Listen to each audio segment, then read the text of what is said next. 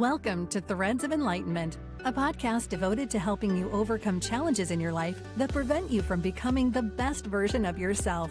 Each episode features interviews with people from all walks of life about their journey of self-development and the principles they utilize to overcome their fears to achieve their desired outcome. Ready to be enlightened? Here's your host, Ken Primus. Welcome to another episode of Threads of Enlightenment, gentlemen and ladies and folks. As you know, I love this part of the program because I get an opportunity to welcome our guests because I know they're coming with a couple of things I deem very expensive, their time. 24 hours has been given to every one of us. How you use time will let me know much about you. And Riana is coming here to spend some of this expensive stuff with us. And I want to honor her and thank her for coming. And she decided, that's the powerful thing, to be here for your benefit and for mine. The other is the journey. The journey is a powerful creator, and it has created her. And we cannot wait to get to know her because that journey deposited a couple of things in her that we want access to. Wisdom, knowledge, insight, foresights, all these wonderful things. Why? Because it'll assist you and I to become better human spirits while we are here on this planet. We want to welcome you to Threads of Enlightenment. Thank you so much for coming. Thank you, Ken, for having me. I really appreciate it. Happy to be here. It's an honor. As I mentioned to you, I usually ask this question on the onset of the program: how do you serve mankind? And I try to include my audience in this because I want them to realize that the journey is not about just oneself. It is about all of us. We go through the first part of the journey, which is the self-development, and then we have the interdependent part of the journey, and that is our life, how we life and interact with each other. So how do you serve mankind? Well, I've been teaching mindset for success since my early 20s and spiritual messaging, teaching people self-love, to believe in themselves and their gifts that they've been given by God. Lately, I would say in the past 25 years, I've been specializing in healing both childhood and love relationship trauma. That one seems to hold people back a lot in life. If you had a bad first or second relationship, so many people get stuck and can't move forward. Their anger is keeping them back, or self-loathing because it didn't work out. And that's a shame because trauma can be healed and you move forward and you can have the life you desire and the love that you deserve. So that's my job, to help them heal and move forward and find their dreams, set their goals, and reach them. That is excellent. I love it. I try to educate people that trauma is just an unprocessed emotion that we have stored in there. An incident happened and we just collect it, and we don't even know that it's there in many cases until someone brings it to our attention. And when we see it, then we are able to process it and remove it from our space. I always say you can't change what you don't know or understand. So a lot of people would say, well, I didn't have childhood trauma, but the research shows 100% of us had childhood trauma. So I actually created in 2012 the childhood trauma checklist, which is a real simple checklist for my clients to go through to recognize if they had any of these experiences. And trauma from childhood is nothing to be ashamed of or feel guilty about. We are just the products of our environment. As children, we don't have any power to move out and move on. We are just there experiencing what is handed to us, right? But as adults, we have that ability to change and heal it, which is... Yeah, the first phase of that trauma, once we are traumatized, I tell people, is the survival mode phase. And usually when it happens as a child, we don't know how to handle that, so we just have to learn how to survive, and we usually do until that day when it comes to say it's showtime. So one of our customs children usually handle it by two ways: internalizing and externalizing. So an internalizer will be someone that journals all day or does cutting, self-mutilation in private. That's an internalizer. An externalizer is that bad kid who acts out or runs away from home or starts drinking and partying with his friends, everyone can see their anger and upset. The internalizer handles it in quiet. And I was a trauma counselor in the schools also, from grades kindergarten all the way through college at every level. And, you know, a lot of the teachers would say, oh, well, you have all the bad kids. And I said, no, I have kids who went through bad experiences. Yeah. No kids are bad kids, right? So it's teaching them that what they went through is trauma and was not their fault, and they can change it. So at every level, when you're teaching mindset for success, that's part of my system, and the spiritual concepts that go along with that, healing can happen at any age. Yeah. So, yeah. Yeah. I love it, man. One of our customs here is to go back, and we usually start in those, I call spaces that we reside for a short time. And each one of those space, if you will, we have encounters with programmers. The first space that we visit is the family. And the family unit, we have mom and dad, both traumatized by whatever trauma they have, and they both perceive the world from different lenses, if you will. And these two individuals will begin to deposit data, information, beliefs, all of these wonderful things within you and I. Within that household, we have a couple of things also. The family programming is depending on what kind of culture you're in, cultural program. We have religion that is also mixed within that space of there. What was your family like? Interesting. Well, once I did my research on trauma, I could easily see where my traumas were. Some were very obvious. Within my family, I was fourth out of five, born between my two brothers. So it was sister, sister, brother, me, brother. And my mom actually said, I'm really upset you weren't my other boy, because I wanted two girls and two boys, and I have to go back and try again. Wow, that's a message of saying, hey, you know, you're a mistake, you weren't wanted. Yeah. I was a very shy child, being fourth born. My brothers were super athletes in water polo and swimming, and I was just okay. I was more of an internalizer. I journaled. I wrote poems. Here's an example. I won Who's Who of American high school students in English. By that time, I had probably 50 poems published in major books, and was writing for newspaper and so forth. And everyone, you know, I got straight A's in English. And I was so happy to finally go home and tell my mom, look, I won this award. I'm the only student in high school that you only get one, you know, to give to a student. And then she said, well, why would they give it to you? So that's an example of I was that absent child, the little lost child, they call that in psychology. I didn't blame my brothers. I was very close to my brothers. It wasn't their fault that my mom idolized them. And then on my father's side, we did not know that he was FBI and CIA until he was sick with cancer. And we got letters from President Reagan and William Casey, head of the CIA, FBI at that time, thanking my father for his many years of service. So I'm there. Okay, that's where Dad was. So Dad was absent all the time, but he was a very loving man and very kind and gentle with people. He would say hi to every stranger. And, you know, I often hear, you're your father's daughter, you know, so that gentleness, that loving kindness I got from my dad. And he died early in my life. I was only 28 when he passed away. So that was a big loss for me. But I also was a holder of a family secret, knowing that he had an affair. My brother and I knew, and we couldn't tell anyone because it would have broken up the family.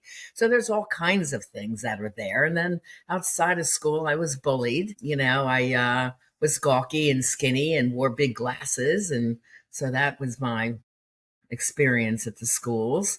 I just wanted to get out of high school. And then I started modeling. I won a modeling scholarship by writing why I wanted to be a model. And my writing got me out of that family in a way that I could escape into the modeling world. And I was working for a top radio station in Philadelphia, where I'd work with all the entertainers. And one of my favorite gigs, so to speak, was to dance the entire encore the night of the opera concert with Queen and Freddie Mercury. Well, you know, and Joe Frazier was a good friend of ours. We'd hang out with him a lot. So here I'm a teenager mingling with entertainers. And that was just the coolest and best job ever. And that's what got me out of my shell, the modeling and needing to go Yeah. up and promote and talk to strangers. But I love that. And today I'm very confident in going into any room and being able to make friends or talk to people. So, your tough experiences lend you to somewhere else. Yeah. So where my major childhood trauma, I would call it, was when my best friend was killed by a drunk driver. And we were 16. And I thought, well, Michael will live. And he didn't. And that was my first death experience. And I said to my mom, like, I'm really struggling handling this. I think I need to see a counselor. And she goes, no one in this family will ever go see a counselor. So I said, Wow. well, then I will grow up and become one. So there I defined my journey and I turned to books. So I read the Dalai Lama, Deepak Chopra, Marianne Williamson, and the Course of Miracles philosophy, all the masters of the time, Wayne Dyer, Tony Robbins, there's a lot of them. But that's how I got my healing and started learning about mindset and spirituality. Church was not a good place for me. I was bullied there. So I didn't like organized church, but I liked the little chapel that was from the 1800s. I go up there and sit by myself and talk to God. So I wanted this relationship, but I didn't like the organized religion because we didn't go every Sunday. So if we did a religious test, I'd always fail. And then I was teased and laughed at. So I'm like, this is not a happy place, But my personal journey with God was always good. Yeah, the church can be one of the most brutal places you'll ever visit on this planet. Yeah. I know much about that. Here's this young woman that has gone through much. I love the fact that you made that statement to your mom. And I always mention this to people, that we have our conscious mind and we make decisions consciously all day long. And then there are moments when we make subconscious decisions because of a situation. And when that individual, that subconscious mind makes that decision, or she, I didn't want to go, let me go she, because I may get in trouble with gender, but I'm trying to say you. That individual inside, I believe, is, and we've heard this talk about before in different spaces and psychologists, that we are energy and energetic. I believe that when that individual makes a decision, that people say the universe or God conspires now to bring to pass what that individual says. And that individual will implement plans to make that a reality. And things began to happen all of a sudden, they say. This synchronicity begins to follow and create what was said. That's why I always try to invite people to learn to tap into the subconscious mind and make decisions from there. Because when a decision is made from there, everything becomes real. It manifests really quickly. So here you are. I mean, you're all over the place. You got famous stars, you had all these different things, and this trauma that happened with your friend propelled you, after your mom made that comment, propelled you to seek wisdom. As you began to pull from all of these sages of the time and you began to become acquainted, if you will, with mindsets and stuff like that, what tools did you bring into your life to begin to assist you to begin to heal from your traumas that you had as a young woman? Well, back then, we didn't even know the term childhood trauma. I mean, even in 1997 through years 2000, when I was in for my triple master's in psychology, they did not use the term childhood trauma. Yeah, so I married someone. I went to Penn State. I had a second trauma where my best friend and college roommate of 3 years was murdered by her boyfriend. So for Michael, I took his soul into my soul and said, I will help heal in Michael's name. So I became a drug and alcohol counselor in later life, not because I had a problem, because I thought there was a problem in the world. Yeah. And then second, with Corinne, I was helping people through domestic violence. And I still do that today. I help men and women, straight and LGBTQ, singles and couples, to heal from any kind of love trauma. I just started calling it love trauma because that's what it really was, not an official scientific term, and I didn't care. It's like, I know what love trauma was. And then I married my college sweetheart who ended up frauding my mother out of $200,000. Now, back then, that was quite a lot of money, like $500,000 today. And then he got us into trouble by running a business into the grounds. By the age of 26, I had 2 little girls and a bankruptcy of $750,000. All I knew was I needed to be free. If I could be free, then I could rebuild my life from there without the encumbrances. But I told my mom I would pay her back. So that took me 16 years of my life, usually working about 5 jobs most of my adult life as a single mom with no support anywhere. Of course, I paid the child support. He did not. So it was not an easy life that I have. Some people look at me now. It's like, oh, you're a coach and a therapist. That must have been so easy for you. And I'm like, no, it wasn't. But I didn't focus on the hard part, because if I focused on that, I'd be stuck in my past. Right. Yeah. And this is what people come to me for. They're stuck in the pain. They're stuck in the past, and that's not going to serve you. So you have to bring your minds up into the now and say, what can I do right now to help me propel? So when I was living in Erie, Pennsylvania, they was told, okay, you're the mother, you pick up your children at 3:00. I'm like, well, where can I get a 9-to-5 job? They're like, I don't know, you'll figure it out. So I said, I'll open up a model and talent agency in school. I can leave by 2:30, lock the door. No one's going to tell me I can't. And I opened up with a first month's rent. I couldn't get a loan because of a bankruptcy. And I just used mindset and goal setting to get what I wanted. Within 6 months, I went to the International Model and Talent Association and competed for Model and Talent School of the Year. I won educational excellence. And within the year, there was a competition again in July in New York, and there's one in LA in the wintertime. So the first one I got educational excellence, but by July, I won Model and Talent School of the Year. So when I opened up my office, I went from 4 people in my first class to 25 people in a waiting list within a year. And within 2 years after that, I was able to buy my first home for my girls and I. And then with another 3 years, I bought a second property for my school and redid the whole interior. And so I actually was owner of 2 properties by the age of 32.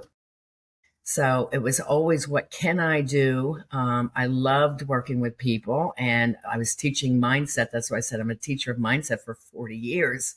I've been teaching models, actors, singers, and dancers to go for their dreams in this little small town of Erie.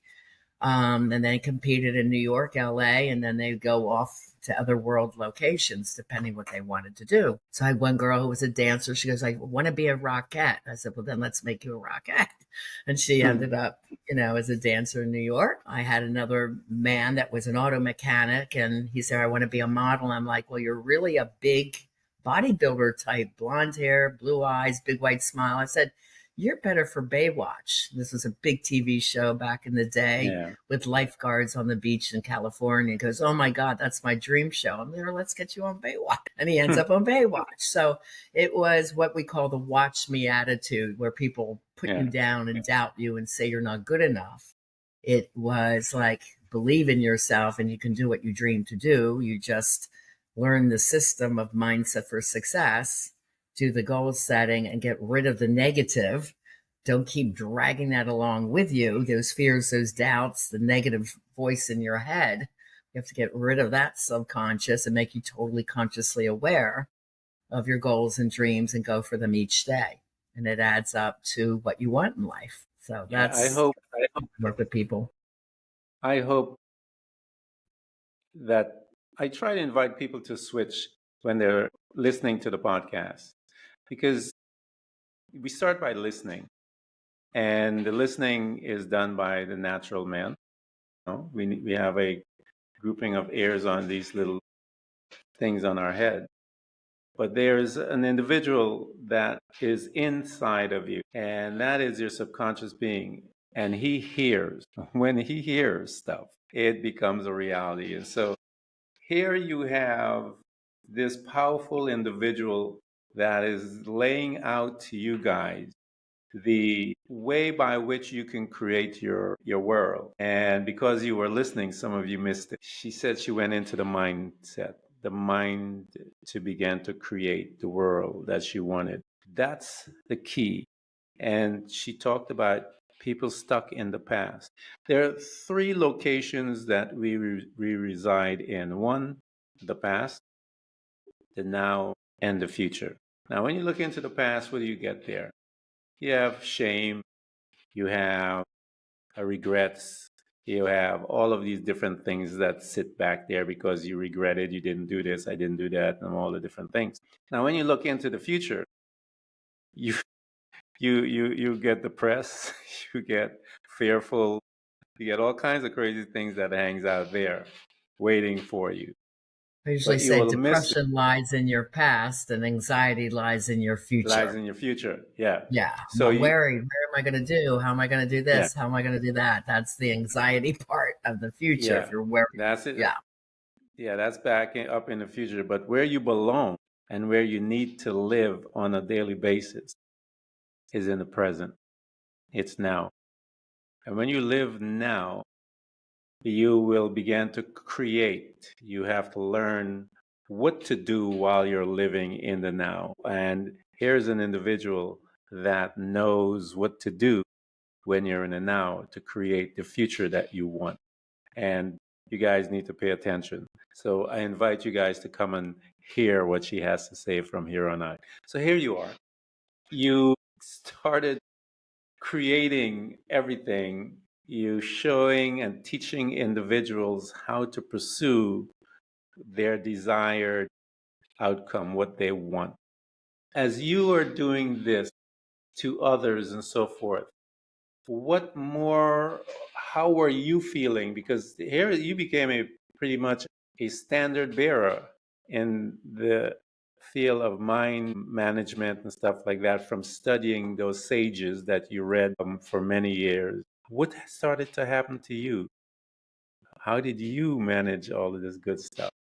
Well, I love my work. So I was really enjoying working with my models, actors, singers, dancers. I was bringing up two little girls who I wanted them to be smart and independent and believe in themselves and their dreams. My one daughter, Lexi Panos, is now a global top coach. And at 5 years old, she's sitting and watching the TV, and the Save the Children commercial from Africa comes on. She goes, Mom, I'm going to go save those kids one day. And I'm like, honey, I believe you will. That's a beautiful dream.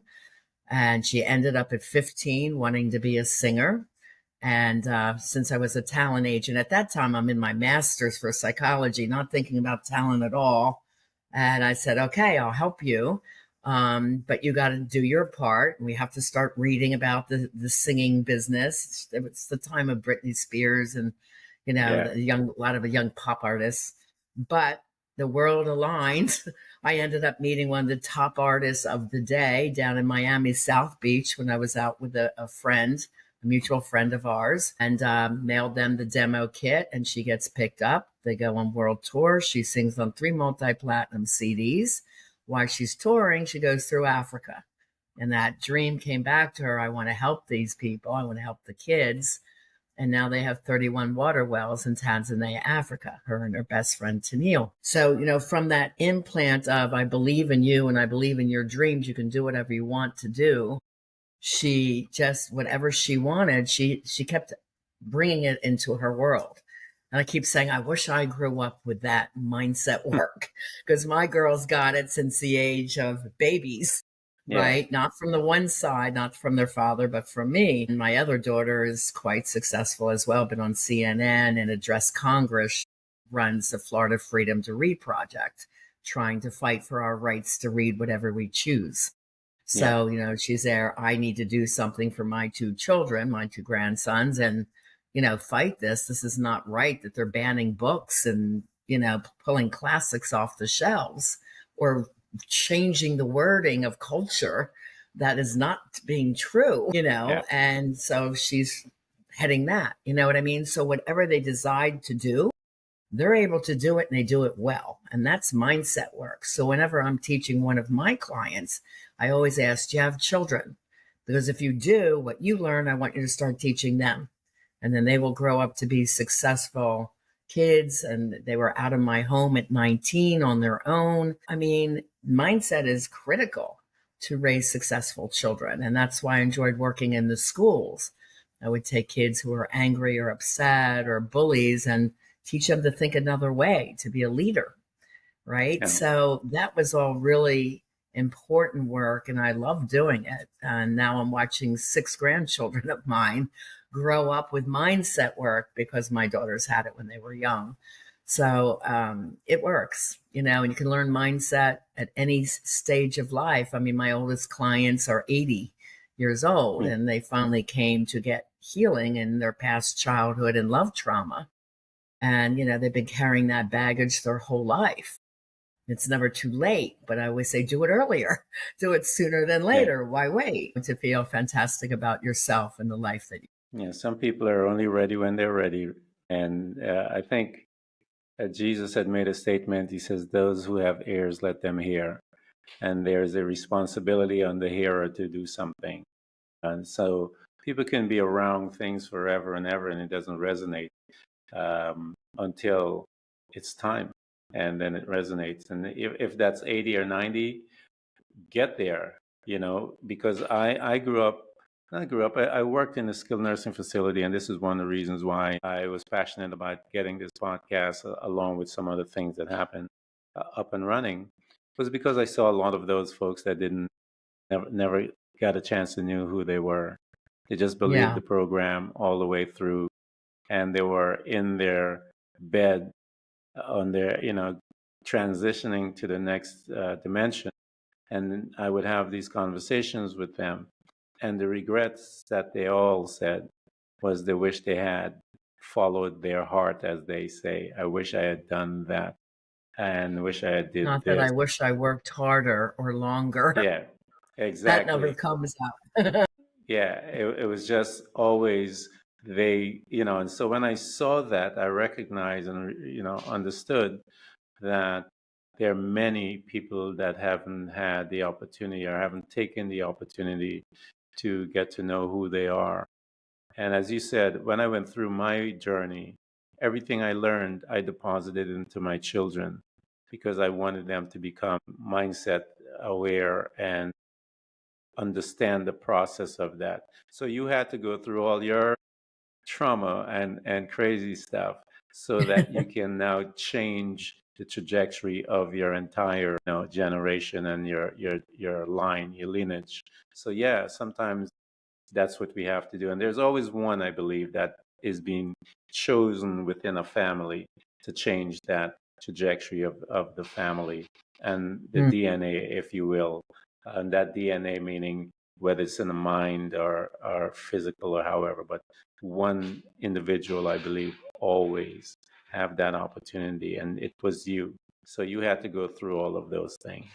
Yeah, it's interesting. I was talking to my nephew yesterday, and the nieces and nephews of my family are very, very successful, as are my daughters. So it's nice to see that, because childhood trauma does go through at least 3 generations. That's part of the research. And, I remember asking my mom, why don't you ever tell us kids you love us with the words? And she goes, well, I do. And I said, yeah, but kids need to hear it. And of your 5 kids, I'm the one that's first having your grandchild.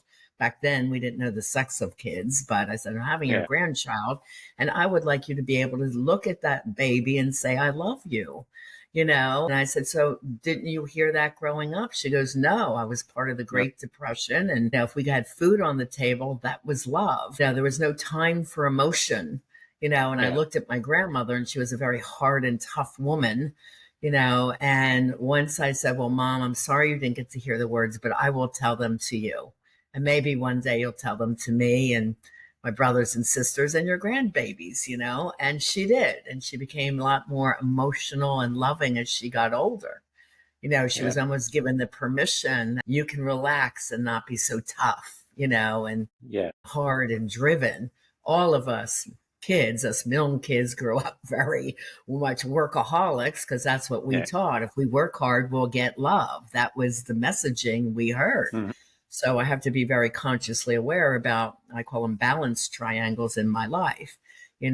work hard, play hard, and personal time. And then I have time with my partner and myself, and then family and friends, so you have to have the balances. And I say to my clients, anxiety, once you learn this system, becomes your friend. It will tell you, hey, something's out of balance. What do you need to change right now? Have you forgotten to exercise? Or, are you not going out and having friendship time? You're just working all the time. So anxiety is a messenger now that tells us what we are in need of. Absolutely. And I'm so glad that you mentioned the physical part of your existence, because mindset training has to do with the wholeness of you, the entire you. You have to learn to go and exercise. You have to learn to do things that you love to do, and so that you can reward yourself. You have to be grateful, learn about gratitude, all these different tools, meditation, journaling, affirmation, mantras. I mean, there's so many different tools out there that you can utilize, because what those tools afford you to do, most of them, especially like meditation, saved me, was I love I it. learned Yeah. how to take control of the thought fields that just laying out with all kinds of, you know, mind mind fields, as they say. And so I had to learn how to manage that. And so now those thoughts are not coming by the hundreds of millions anymore. I'm able to they're coming much slower. I'm able to choose. I know which is what. I'm aware of different things. Awareness is another Exactly. thing that one needs. You need to do this every day. That's why I said you need to be present. So here you are. You talked about it, and you have been exposed to mindset training and programming and reprogramming for a mighty long time. Bring to us now some of your insights, because I know you have those that you have developed as you had the opportunity to work with so many. You have crystallized, if you will, your process, because as you mentioned, you were your first client. You Yeah. had it walk right through back and forth with you. And then you began to use what you saw was effective on you, on others. Introduce us to some of those tools. I don't want you to give them all the stuff, girl. We gotta whet their appetite, so that when we send them to you, we want them to get the wholeness of it. But invite us to some of the tools that are processes that you had developed. Sure. Well, one is a lesson from my father, and he calls it the lesson of the 5 Ds back then. Since he taught me them, I have put in more, but it's the 8 Ds for success. So whatever you choose to do, you have to decide what that's going to be first. And you really have to do some soul searching. What am I good at and what do I love? And, if you're shy and you don't want to be around people, then maybe do computer work. If you love people, then you're going to have to do something that interacts with people. I usually say, choose something that gives you purpose, serving the earth, humans, or animals. Something, one of those three around that choice. So decide what it is. That's first. Second is desire it. You got to desire it more than anything else. That means you say no to other things or other opportunities. I remember when I was writing my book, Love Beyond Your Dreams, I wrote a 400-page book from idea in my mind to my sample book in 6 months. And our goal setting is, you do a lofty goal in 6 months. And I was also moving from New Jersey to Florida. It's like that book has to be done, because once I get there, I'm starting a new practice all over again from 0 people. So the book has to be done. And I did it within 6 months. I was just so happy to show up in Florida, and there's a sample book sitting against the door, So decide. And I remember people calling, well, what are you doing this weekend? Oh, I'm writing. Still, why do you write? Come on out and party, come dance. And it's like, I'd love to, but I'm going to write this weekend. So you have to really, desire it more than anything. Determination is, I'm going to write this book in 6 months. Nothing's going to deter me. Dedication to the process. It's not always easy. You're going to have bumps in the roads, but you're still dedicated. Devotion is a spiritual piece, having faith in yourself. And I always say, God's got my back. It was full of purpose. And, that devotion piece of faith that I can do it is huge. And as my dad always said, dare to dream and dream big, baby, So I wanted it to be a #1 bestseller. And when the sample came in, I also had the sister book already written called Live Beyond Your Dreams, which is about the mindset for success. And Love Beyond Your Dreams is about, well, it says break free of toxic relationships to have the love you deserve. And that, went to the #1 Amazon bestseller in 5 different areas. So I took the 2 books and I put them on the Barnes & Noble bookshelf and took a picture of it because I wanted to be in that bookstore since I was a kid writing poems. And I put it on my bureau as like, here's my dream. And it ended up in Barnes & Noble. Dare to dream, dream big. Where do you want that book? And drive is when things get tough.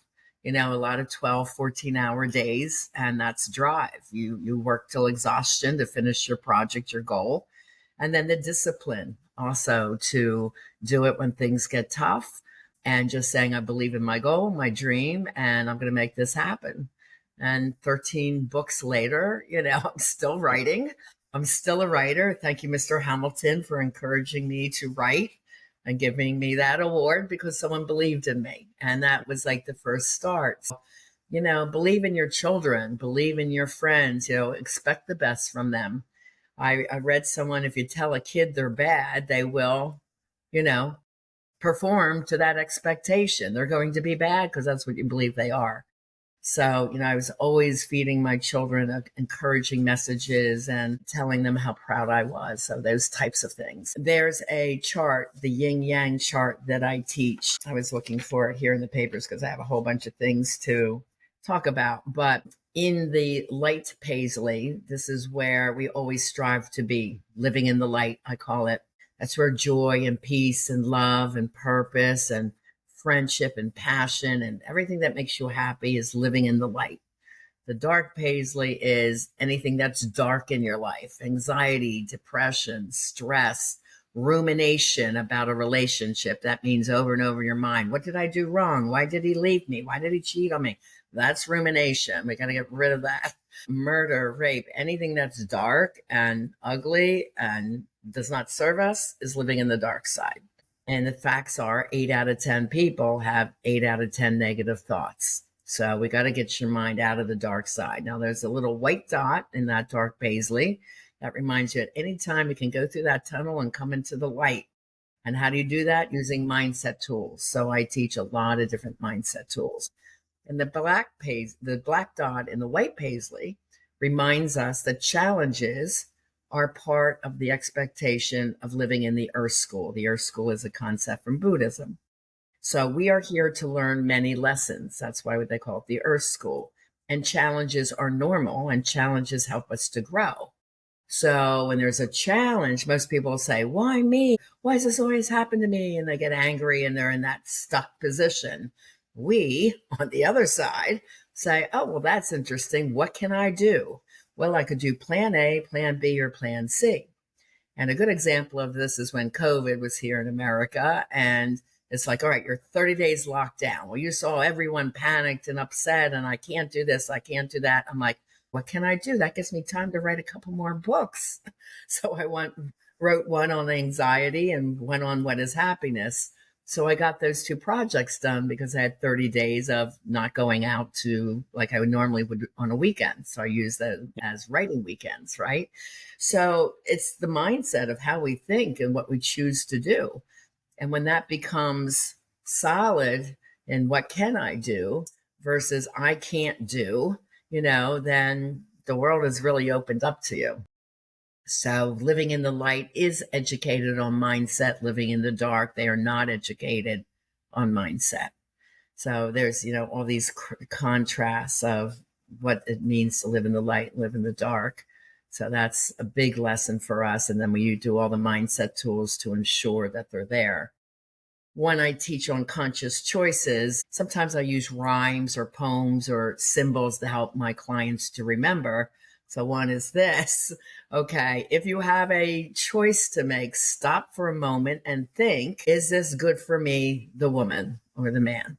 Is this good for the one I love? In other words, is this choice going to hurt your partner anyway? Then obviously that's a no. Okay, is it going to hurt my children or my extended family in any way?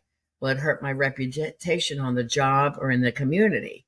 So any of these, if this is a yes, you stop, you don't do it. And the last one is, if in doubt, go without. Writing it, texting it, saying it, doing it. So, and I say, if you're not sure of a choice, put it into your meditation. All of our people meditate 15 minutes every day. And then take another day or two to run those choices then again. So that's another thing that we use that is always conscious in our mind. So those are just a couple of things that I teach. That is, I love it. I remember my kids, Simple, I would tell them, simplicity is perfect. That's what we need, simplicity, because if it's too complicated, they get tired and distracted and they're not focused. Also concrete, like what is it I can do? Oh, okay, I can do that. That's simple. And then they memorize it and they got it. Is this going to hurt me in any way? Yeah, I used to tell my kids when a situation comes, your decision has a lifespan and you have a few seconds to decide. And I would always tell them the very same thing: breathe. Take that little breath, because I tell them the breath is the bridge between the natural and the supernatural. Go within, because you have a few seconds to decide. And that decision, is it going to affect me just for 5 minutes, 10 minutes? You make decisions that will affect you for, an hour, 2 hours. Then there are those that will affect you for the rest of your life. So you have a few seconds to understand what is what.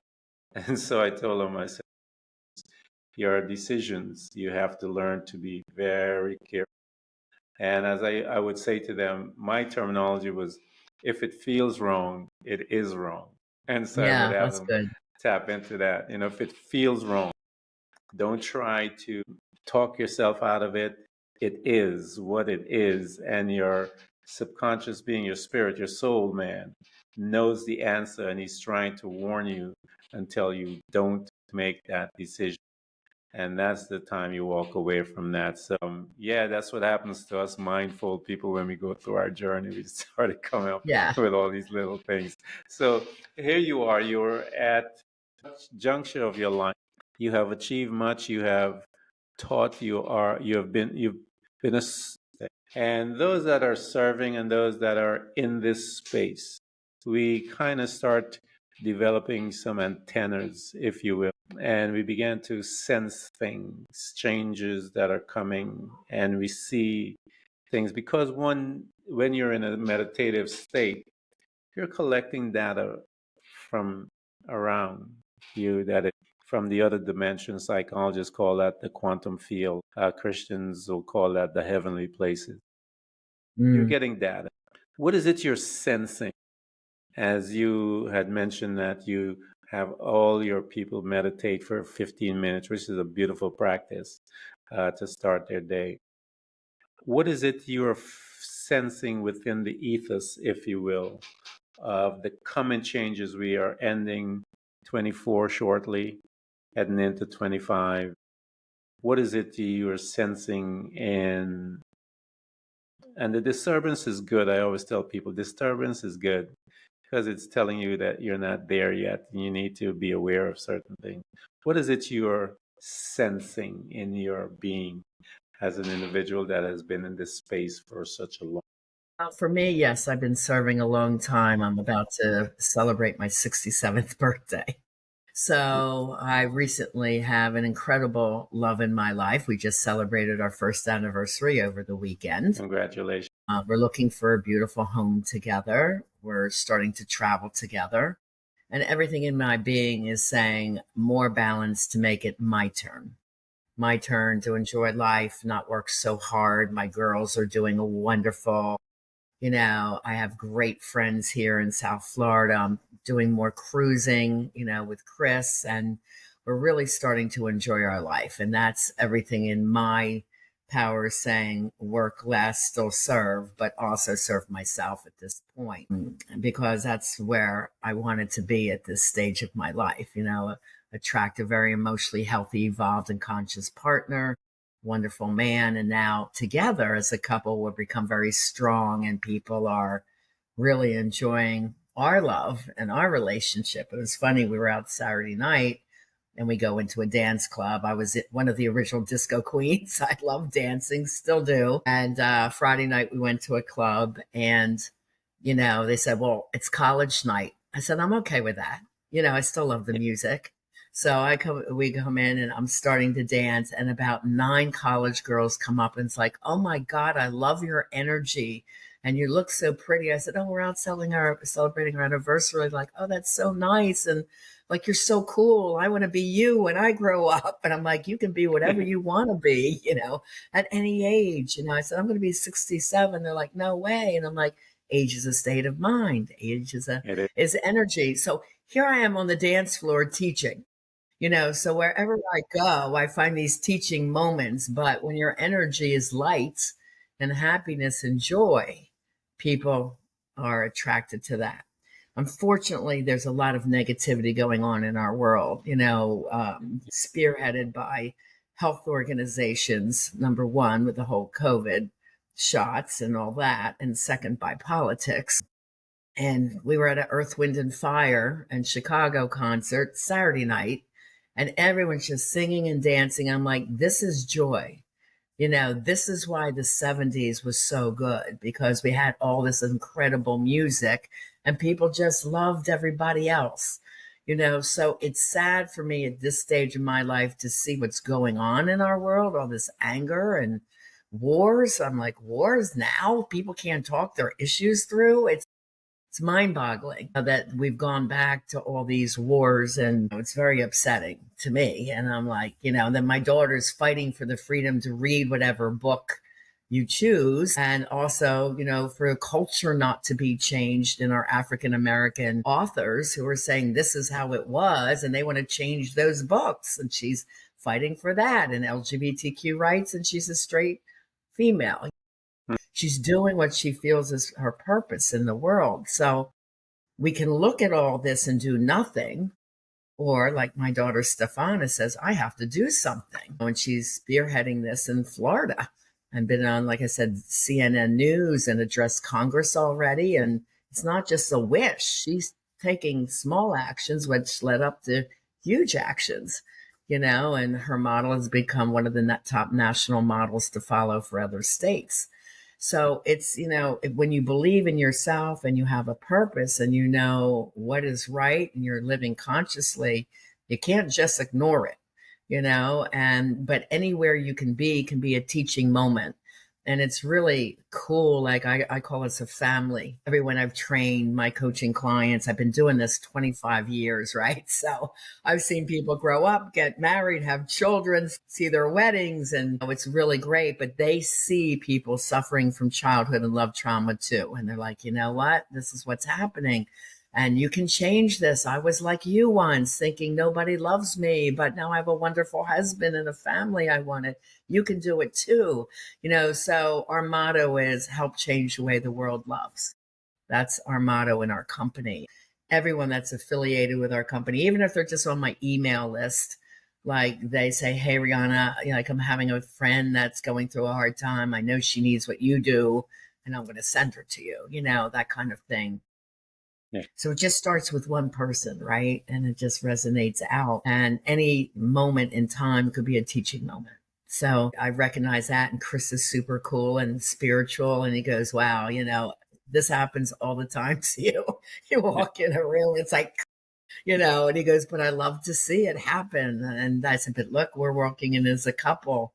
And the men are talking to you about, you being a man in a relationship that's spiritually based. And we always find teaching opportunities. So it's really pretty cool. There is a point I tell people to find your purpose and your gift. And there is a point when you're in your gifts, if you will, you found it, you're existing, where it transitions, where you use your gift. And then it transitions to your gifts begin to use you. And that's when you start walking into areas like a disco play. And as the old lady, oh, you don't want to be here. It's college. I'm like, no, I'm cool. I like young people. I'm good with it. I don't care. It's music.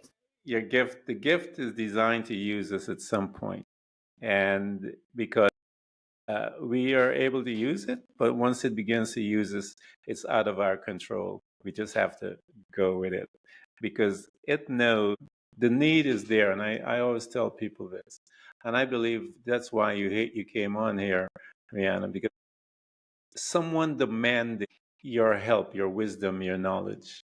And that's why you're here at Threads of Enlightenment. I don't believe anything happened with it's already been designed. I believe God is a proactive God. He's not a reactive God. Right. He had already done everything, and then so he's not surprised. And so you and I are just fulfilling our part within the whole thing. And I think someone made a demand. You're here. God saw that you are that individual. He brought you onto the show so that you can reach that individual. And all of you guys that have been listening to it, I am going to provide everything for you to have access to her. She's been in this arena, if you will, for a long time. And what resides within her is much wisdom, much knowledge, insight, and so forth. She has teams of people that she has already affected. Her input on the planet is stamped through hundreds of people already being affected by her. And so I want you to be also to be affected by her. And so I'm going to provide all of her information, her links and so forth, so you can reach her, because all of you that are in pain, that want to understand the process of how to utilize your mind to obtain what you want. That's what Threads of Enlightenment is all about. You can do it. I don't care how old you are. I don't care how young you are. You can do it. And I have a guide that is here to help you to get there.